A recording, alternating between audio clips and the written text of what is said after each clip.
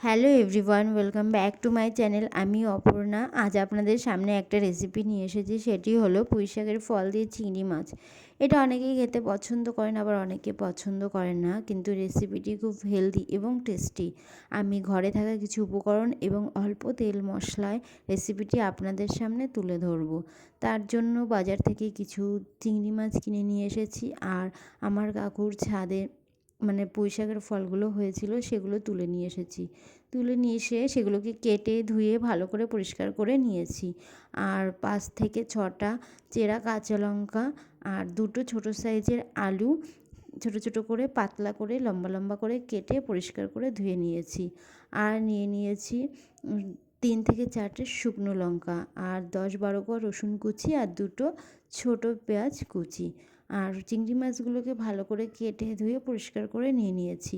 এবার কড়াইতে তেল গরম করে ওই তেলের ভেতরে চিংড়ি মাছগুলোকে দিয়ে অল্প লবণ হলুদ দিয়ে ভালো করে ভেজে তুলে নিয়েছি। তারপরে বাকি তেলে শুকনো লঙ্কাগুলোকে ফোড়ন দিয়ে ওইটাকে একটু লাল লাল করে ভেজে নিয়েছি। তারপরে কেটে রাখা যে রসুন কুচিগুলো ছিল সেগুলোকে দিয়ে একটু লাল লাল করে ভেজে নিয়েছি। তারপরে ওর ভেতরেই আবার পেঁয়াজ কুচিগুলোকে দিয়ে ভালো করে একটু ভেজে নিয়েছি। তারপরে ওর ভেতরেই একটুখানি কাঁচা লঙ্কা যেগুলো চিড়ে রেখেছিলাম সেগুলোকে দিয়ে ভালো করে ভেজে নিয়েছি। ভালো করে ভাজা হয়ে গেলে এবার পাতলা পাতলা করে কেটে রাখা যে আলুগুলো ছিল সেগুলোকে দিয়ে ভালো করে ভেজে নিয়েছি।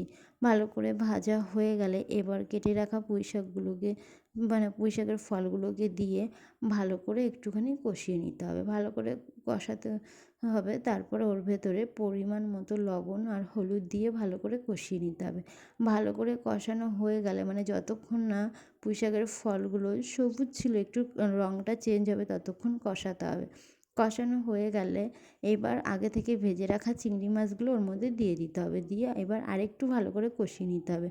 এবার কষানো হয়ে গেলে পর্যাপ্ত পরিমাণে জল দিয়ে দিতে হবে। তারপরে 15 থেকে 20 মিনিট ভালো করে ফোটাতে হবে। 15 থেকে 20 মিনিট ভালো করে ফোটানো হয়ে গেলে যখন জলটা শুকিয়ে আসবে, অ্যাকচুয়ালি সবজিটা যখন সেদ্ধ হয়ে গামাখা হয়ে যাবে, তখন নামিয়ে নিতে হবে। তৈরি হয়ে যাবে পুঁই শাকের ফল দিয়ে চিংড়ি মাছ। এটা সত্যি খেতে খুব টেস্টি এবং হেলদি। আপনাদের যদি ভালো লেগে থাকে তাহলে লাইক, কমেন্ট, শেয়ার এবং সাবস্ক্রাইব করতে ভুলবেন না। আর পাশে থাকা বেল আইকনটি প্রেস করবেন, পরবর্তী নোটিফিকেশানটা আপনাদের কাছে পৌঁছে যাবে।